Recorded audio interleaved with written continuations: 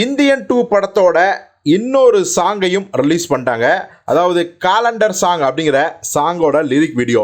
இது லிரிக் வீடியோன்னு சொல்கிறத விட கிட்டத்தட்ட சாங்கோட மொத்த விஷுவலையும் இந்த லிரிக் வீடியோலேயே காட்டிட்டாங்களோ அப்படின்னு நினைக்கிற அளவுக்கு விஷுவல்ஸ் எல்லாம் வேற லெவலில் தெரியுது.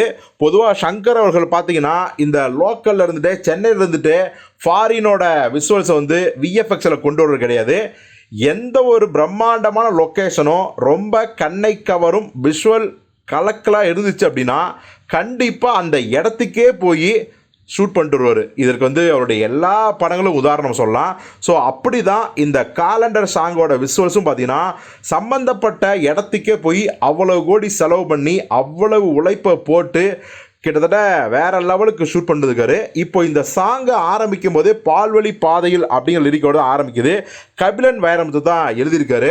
இப்போ இந்த சாங்கில் வர ஆர்டிஸ்ட் பார்த்தீங்கன்னா ஹீரோயின்களையே தூக்கி சாப்பிட்ற அளவுக்கு வேற லெவலில் அழகாக இருக்காங்க. அவங்க யார் அப்படின்னா மிஸ் சவுத் ஆஃப்ரிக்கா 2014 வருஷம் வந்து வின் பண்ணுவீங்க. அதே மாதிரி மிஸ் யூனிவர்ஸையும் 2014 வருஷம் டைட்டில் வின் பண்ணுவீங்க. இவங்க பெயர் டெமிலே நெல் பேட்டர்ஸ் அப்படிங்கிறதா அவங்களோட பேர். வாயிலே நுழைய முடியல சவுத் ஆஃப்ரிக்கன் ஆர்டிஸ்ட் இருக்கு. ஸோ கண்டிப்பாக இந்த சாங் சங்கரோட மற்ற படங்களில் எப்படி கவர்ச்சிக்குனே சில சாங்ஸை வச்சுருப்பார் பார்த்தீங்களா, கிட்டத்தட்ட அந்த லிஸ்ட்டில் இடம்பெறும் அப்படின்னு நம்ம உறுதியாக நம்பலாம். பட் இந்த சாங் யாருக்கு அப்படின்னா இந்த மாடலுக்கு தான், ரொம்ப கவர்ச்சிகரமான மாடல். ஸோ சாங்கை பார்க்கும்போது நமக்கு தெரியும் இது சங்கர் அவர்கள் யாரை மென்ஷன் பண்ணுறாரு அப்படின்னு.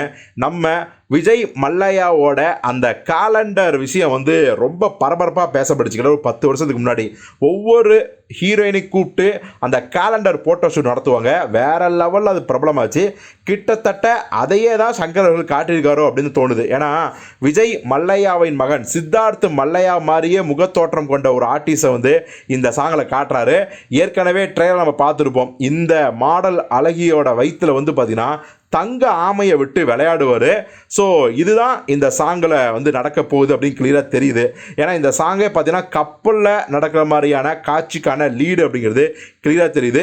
ஸோ கப்பலில் தான் இந்த மாடல் அழகியுடன் அந்த சித்தார்த் மல்லையா போன்ற ஒரு பணக்கார மகன், பணக்கார வீட்டு வாரிசு பணத்தை தங்கமாக வாரி இறைத்து உல்லாசம் அனுபவித்து கொண்டிருக்கும் போது நம்ம இந்தியன் தாத்தா வந்து அவரை எப்படி வச்சு செய்கிறாரு அப்படிங்கிறது தான் அந்த சீன் நினைக்கிறேன்.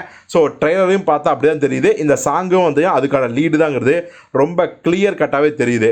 ஸோ யாரெல்லாம் இந்த சாங்கோட விஷுவல்ஸ் வந்து ரொம்ப கவர்ச்சியாக இருக்குது, கண்ணை உறுத்தாத ரொம்ப டீசெண்டான கவர்ச்சியாக இருக்குது, இல்லை சங்கரோட மற்ற பாடல்களை குறிப்பாக சிவாஜி அன்னியன் பாடல்களில் பார்த்திங்கன்னா ஹீரோயினியே படு பயங்கர கவர்ச்சியை காட்டியிருப்பார். குறிப்பாக ஐ படத்தில் ஏமி ஜாக்சனை வந்து வேறு லெவலில் வந்து காட்டியிருந்தார்.